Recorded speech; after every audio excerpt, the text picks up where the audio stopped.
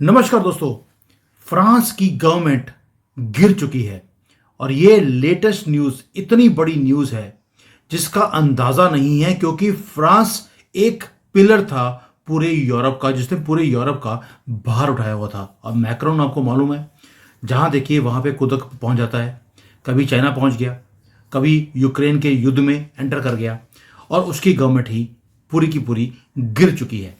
Michael Barnier जो इनके प्रधानमंत्री थे, एक रात में उनकी गवर्नमेंट गिर गई, जो लगता था कि कभी गिर ही नहीं सकती। और आपको मालूम है कि ये इतनी बड़ी न्यूज़ क्यों है? जर्मनी में ऑलरेडी स्यापा पड़ा हुआ है, वहाँ की गवर्नमेंट भी गिर गई है। वहाँ पर जो पूरा यूरोप है वीक हो गया है। मुसलमानों ने वहाँ पर कहर मचाया हुआ है। यूरोप का जो असर है यूक्रेन के वॉर के कारण यूरोप के ऊपर, वो इतना ज़्यादा भारी है कि उससे बाहर उभर ही पा नहीं रहे थे। अब एक एक करके वहां पर ताश के पत्तों की तरह गवर्नमेंट्स गिरनी शुरू हो गई हैं। अभी तो ट्रंप आया नहीं है, और ट्रंप के आने के बाद जैसे ही वो अपने आप को नेटो से भी विड्रॉ करने वाला है, इनका यूरोपियंस का क्या होगा? मैं आपसे सिंपल क्वेश्चन पूछता हूं, क्या ये कर्मा है? इन्होंने हर कंट्री में जाकर गंद डाला। इवन कि अगर आपने मेरी वो वीडियो देखी होगी कि मैक्रोन की गवर्नमेंट खुद रिस्पॉन्सिबल थी भारत में मोदी जी की गवर्नमेंट को गिरवाने के लिए। आपको अचंबा लगेगा, लेकिन मैंने विद प्रूफ्स इसको प्रूव किया था कि किस तरह से जो मैक्रोन है वो हमें दिखाता था मोदी जी को मैं तेरा दोस्त, और खुद ही मोदी जी की गवर्नमेंट को गिरवाने के लिए वो सारे काम किए गए। ये जो जातियों वाला कार्ड है, मैक्रोन की गवर्नमेंट से बनकर, यानी कि डीप स्टेट ने फ्रांस को यूज किया कि आपके ऊपर किसी के ऊपर स्कैनर नहीं होगा। सीआईए के ऊपर और पाकिस्तान के ऊपर, चाइना के ऊपर हमारे जो सिक्योरिटी एजेंसीज हैं उनकी नज़र थी, फ्रांस के ऊपर नहीं थी। तो इन्होंने फ्रांस को यूज किया, राहुल गांधी को मोहरा बनाया कि मोदी जी की गवर्नमेंट को कैसे गिरवाया जाए। आज वही काम उनकी कंट्री में हो रहा है। क्या ये कर्मा है? What do you think? क्योंकि जो फ्रांस है ये हमेशा ही यूरोप में एक नेगोशिएटर की तरह दिखाई देता है, और आज उन्हीं का प्रधानमंत्री खुद की सीट को नेगोशिएट नहीं कर पाया। शक्ल उसकी ऐसे थी जैसे कि अभी अभी किसी कुत्ते ने काटा हो, और वो अपने ही भार के नीचे उसकी गवर्नमेंट गिर गई। और पूरे पेरिस के अंदर ऐसे लगता है जैसे कि सन्नाटा हो। इतना वहां पर जिसको अफरा तफरी हो गई है, क्योंकि डेमोक्रेटिक रिबेलियन हुआ है, गवर्नमेंट गिर गई है। और ये अनथिंकेबल था जो फ्रांस के अंदर हुआ है। जो फ्रांस की जो ऑपोजिशन है उसमें एक तो फायर राइट वाले नेशनलिस्ट लोग हैं, उन्होंने हाथ जोड़ लिया। जो लेफ्ट विंग के प्रोग्रेसिव लोग थे, एक तो फार राइट लेफ्ट वाले हैं जिनकी गवर्नमेंट है, यानी कि लिब्रांडो की गवर्नमेंट है, लेकिन उसके अंदर कुछ अच्छे लिब्रांडो भी थे, उनके साथ राइट विंग वालों ने हाथ जोड़ लिया। और ये कभी भी पॉसिबल नहीं था, और जो फिनिशिंग लाइन थी उसको क्रॉस कर लिया। और बामर की जो गवर्नमेंट थी, बार्नियर की, गॉन। शॉक वेव्स पूरे यूरोप के अंदर इसके चले गए हैं। और जो चाइना है वो बड़ा खुश है कि यहां पर अब वीक जो यूरोप होगा उसके साथ नेगोशिएट करना आसान हो जाएगा चाइना के लिए। अब ये जो ब्रोकरेज है, यानी कि लेफ्ट विंग और राइट विंग दोनों इकट्ठे हो गए। आप सोच के देखिए, मोदी और राहुल गांधी दोनों इकट्ठे हो जाएं, कभी पॉसिबल है? या मोदी और केजरीवाल ये दोनों इकट्ठे हो जाएं? वो वाला काम हुआ है फ्रांस के अंदर, और एक परफेक्ट स्टॉर्म है पॉलिटिकल डिस्ट्रक्शन का।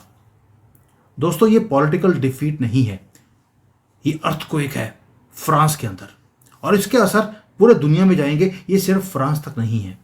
और जो मैक्रोन है, जिसको गोल्डन बॉय बोला जाता है यूरोप का, अपने आप को सेंटर समझता है वो यूरोप का, उसने एक गैम्बल खेला जून के अंदर। आपको याद होगा, उसने स्नैप इलेक्शंस करवा दिए।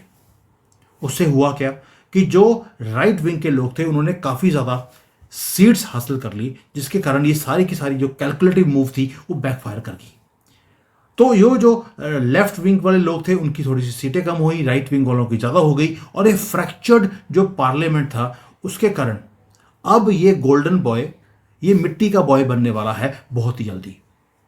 और जो इनकी ऑपोजिशन की लीडर है Marine Pen, charismatic far right leader है, वो नेशनलिस्ट है, उसने भी अपना मूवमेंट देखा और उसने कल स्पीच में बोला भी है कि जो हमारी कंट्री है उसे बचाने के लिए हमें अपने लेफ्ट विंग वाले लोगों के साथ हाथ जोड़ना पड़ा, ताकि जो अनफेयर प्रैक्टिसेस हैं मैक्रोन की और उसकी गवर्नमेंट की, उसके अगेंस्ट हम अपनी आवाज उठा सके।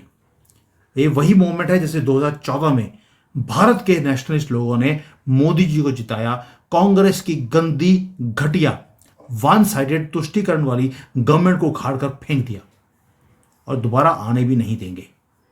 ये भी वादा है हम सनातनियों का इन जिहादियों के लिए, इन जिहादी लवर्स के लिए, ये मुगलों की आखिरी वंशज के लिए तुम्हें नहीं आने देंगे।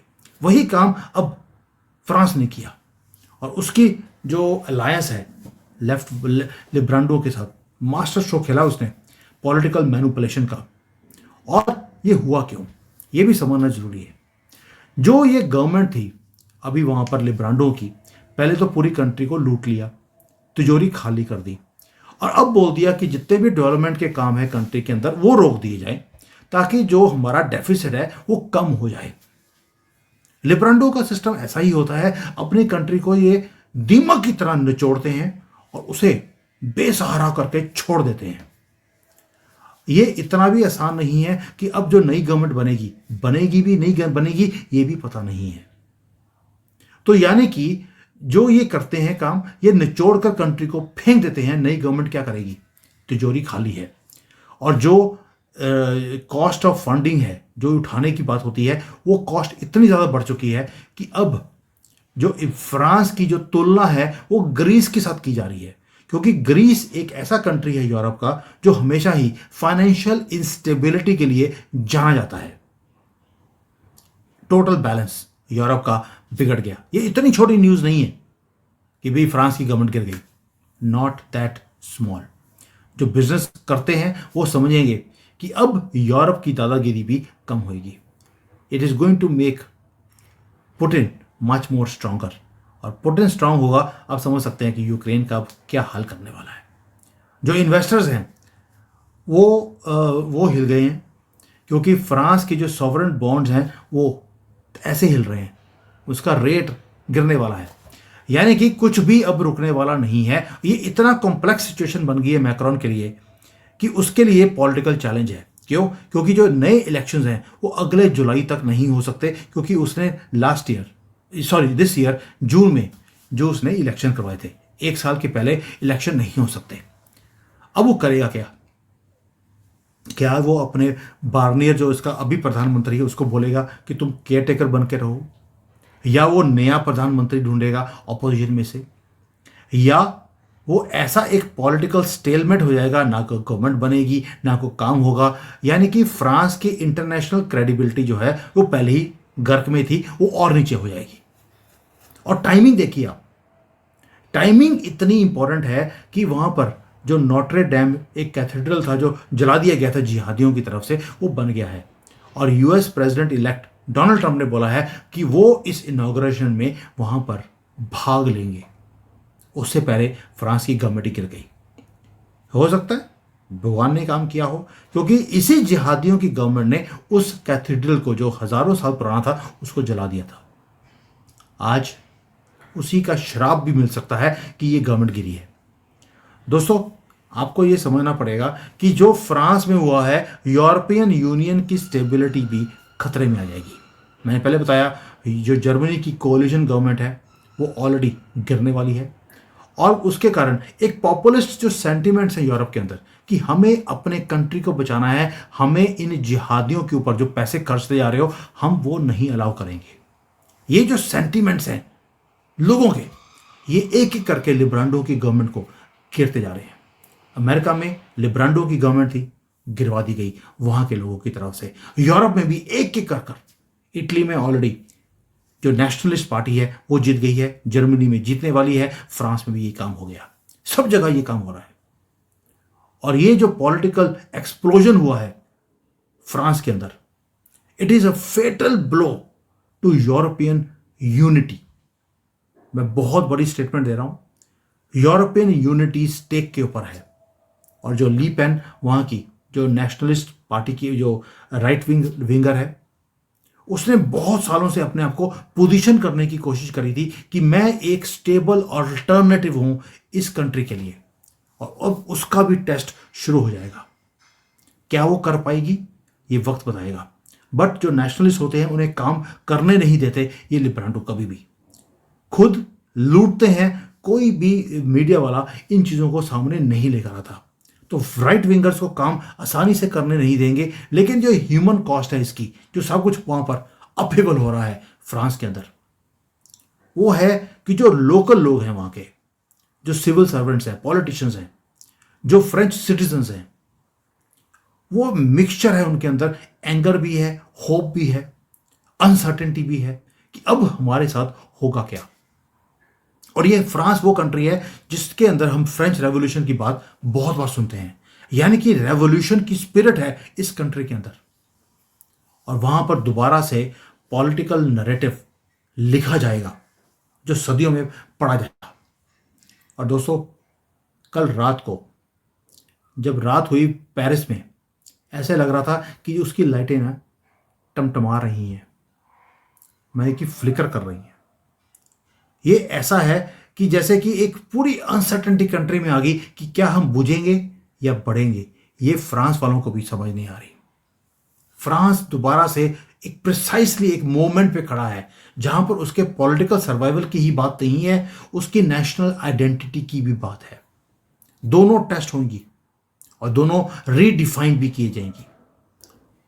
क्योंकि अब जो जिहादी वहां पर, जिनको पहले इन्होंने इंपोर्ट किया, दूध पिलाया, आज वही इस कंट्री को अब जलाकर राख करने की बात उन्होंने करनी दोबारा से शुरू कर दी। अब हम यहां पर शरिया लाएंगे क्योंकि गवर्नमेंट गिर गई है। दुनिया वॉच कर रही है फ्रांस को, और पूरी दुनिया के लिए stakes could not be higher at this time. पूरी दुनिया में स्यापा है, उस स्यापे में एक नया स्यापा शुरू हो गया। फ्रांस में गवर्नमेंट गिर गई है। Don't take this news as a small bypass. It is going to send shockwaves throughout the world. और जो इस्लामिस्ट हैं इस मौके का फायदा उठाने की कोशिश करेंगे। अब इसमें से इंडियन गवर्नमेंट कुछ सीखेगी? मुझे नहीं लगता। आपको लगता हो? कमेंट्स में डाल देना। Thank you. जय हिंद, जय श्री राम।